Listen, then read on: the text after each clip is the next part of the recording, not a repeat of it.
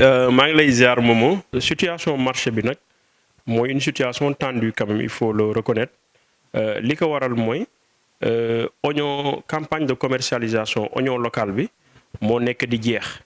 mooy la variété Sonsa mu waroon nag coïncider ak li nga xamante ne nii moom mooy l'ouverture du marché à l'importation pour que le produit importé li nga xamante ne nii moom mooy oignon bi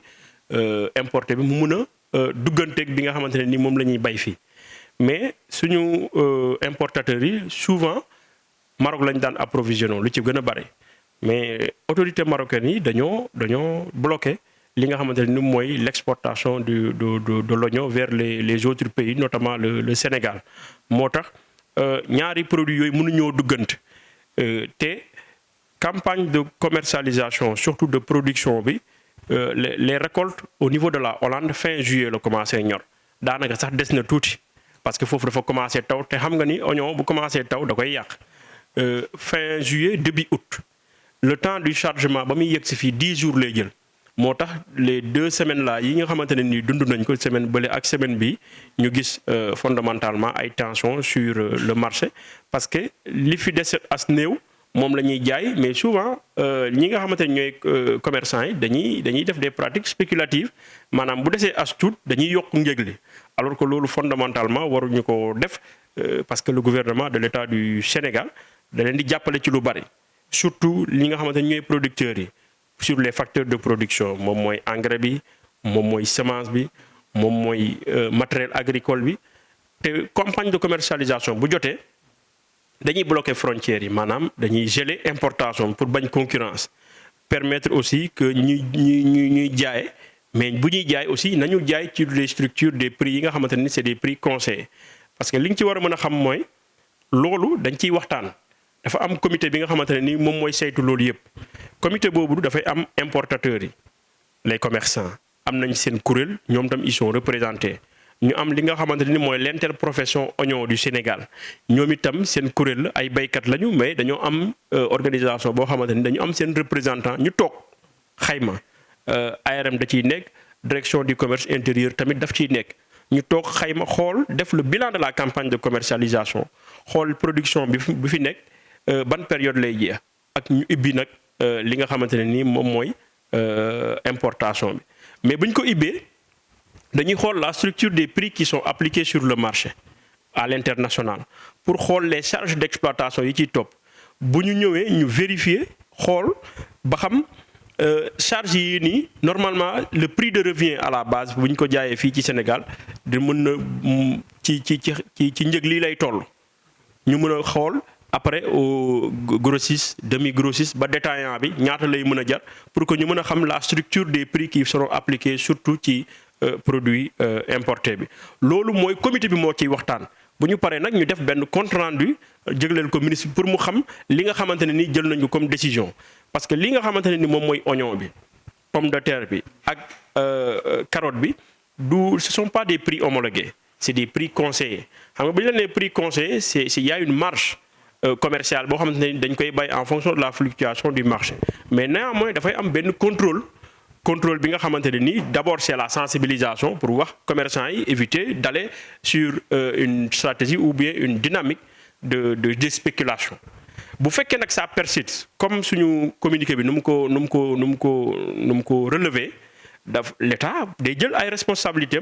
am appliquer li ñuy wax le blocage des prix pour éviter à ce que la spéculation mu cause du tort aux Sénégalais ñi nga xamante ne ni ñoom ñooy le consommateur final. yéexuñu réagir parce que aussi xam nga nit ku nekk ak ñi ngay lëkkalool il faut connaître ses acteurs te jàpp nañ ni ay gor lañ ko sekkal ay sénégalais lañ ko sekkal yuy jaay sénégalais produit jaay ñu ko indonésien jaay ñu ko chinois ay sénégalais ñooy jaay seen morom sénégalais produit on avait sensibilisé sur l'esprit de patriotisme bi nga xamante ne ni les acteurs de l'écosystème war nañ ko am vis-à-vis du consommateur final ñu nekk aussi sur la structure des conseils ou surtout des décisions stratégiques qui ont été retenues lors du conseil présidentiel sur la vie chère la concertation nationale sur la vie chère ñoom ñu nekkoon fa am ay revendications yi nga xamante ne teg nañ ko ci table gi état bi jël ko en compte ñu jël ay perspectives yi nga xamante ne nii ay recommandations formuler ko jëmale ko ci état bi président de la république jël ci ay dogal ñun ñu nekk di ko appliquer léegi nag bu ñu eggee ci situation ñu gis ni ki ñoom li nga xamante ne nii war nañ ko def comme obligation respecté wuñu ko. En ce moment-là, l'État agir. Depuis la semaine passée, on était quand même sur une dynamique. Bon, on était au maximum sur 15 000, même s'il faut relever que jamonoy tabaski bi prix bi demoon na ba ay 18 000 parfois 19 000 mais mu revenir à des niveaux normaux parce que la variété sonne ça commencé woon na. loolu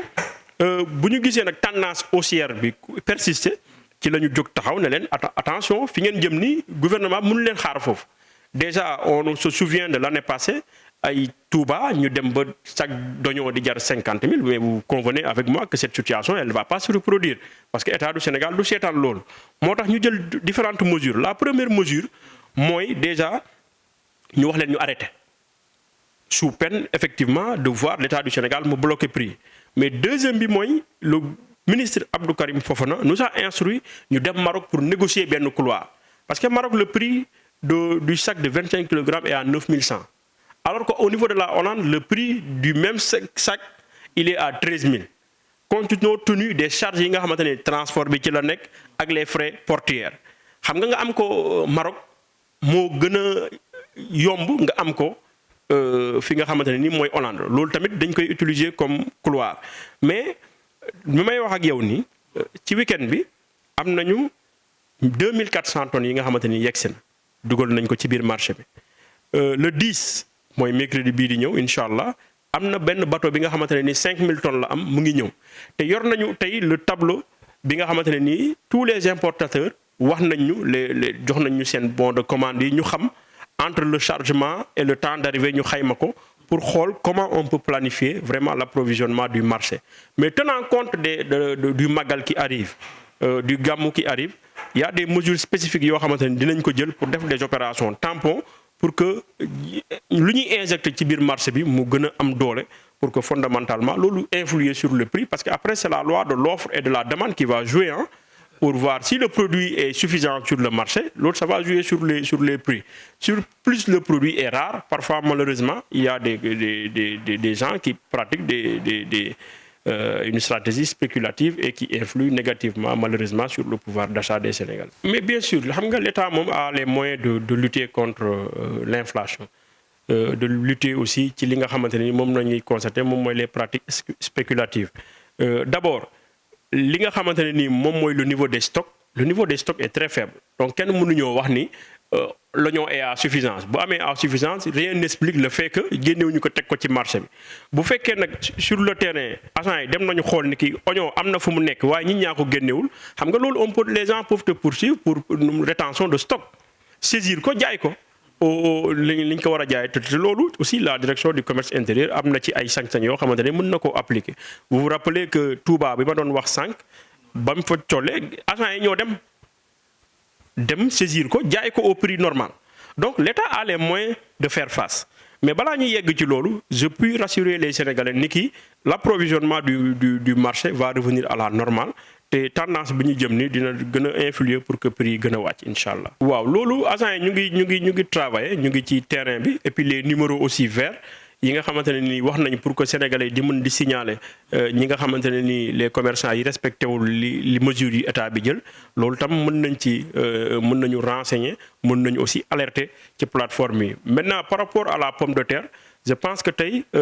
l'honneur me revient de dire que am nañu benn niveau de stock boo xamante ne mën nañu couvrir pour les 4 mois à venir mais n'empêche dinañ am benn stock bi nga xamante ne day accompagner li nga xamante ne ni moom mooy production bi nga xamante ne des na fële ca usine Sénégindia mooy la branche agricole de Sénégindia mooy le Soham Agri ñoom fondamentalement li fa des mën na couvrir ba 4 mois pour la carotte. Mom tamit ibbi nañu la période d'importation dañ ko coupler ak l'oignon te je pense que am des niveaux d'arrivée yi nga xamanteni ñu ngi ñëw te ñu ngi approvisionner le marché. Maintenant pour le riz, nonobstant la décision de fermeture des frontières bu Chine bu Inde, il y a pratiquement 221 000 tonnes yi nga xamanteni ni mën na permettre d'approvisionner le marché au moins pour les 3 mois yi nga xamanteni ni dina nek suñu kanam te entre-temps je pense que le ministère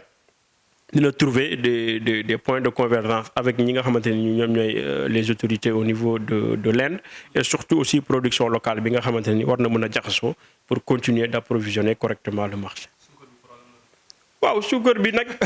mënuma ci àddu lu bari mais je pense que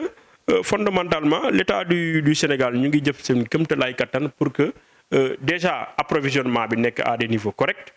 continue mais aussi les prix bu mu yéeg benn dayo parce que il faut que l'État aussi nit ñi comprendre que l'État a pris des décisions stratégiques lors de la concertation sur la vie chère et à la kulli al l'État se donnera les moyens de faire respecter vraiment les décisions yi nga xamante ne ni jëlee nañ ko fo ci concertation yi décisions yi nga xamante ne c'était pas des décisions unilatérales c'est à la suite de plaintes de complaintes et même de suggestions de propositions de tous les acteurs am ay commissions yi nga xamante ne liggéey nañ ci def ay conclusions yu am solo pour que ñu appliquer bu ñu ko appliquer yaakaar naa ni ñun ñëpp dinañ ci gis seen bopp mais il faut savoir derrière gouvernement du président Macky Sall lu ñu ci soxla mooy que le pouvoir d'achat du Sénégalais bu mu subir trop les chocs yi nga xamante ni dañ koy noter au niveau international. maa ngi lay ziyaare Momo.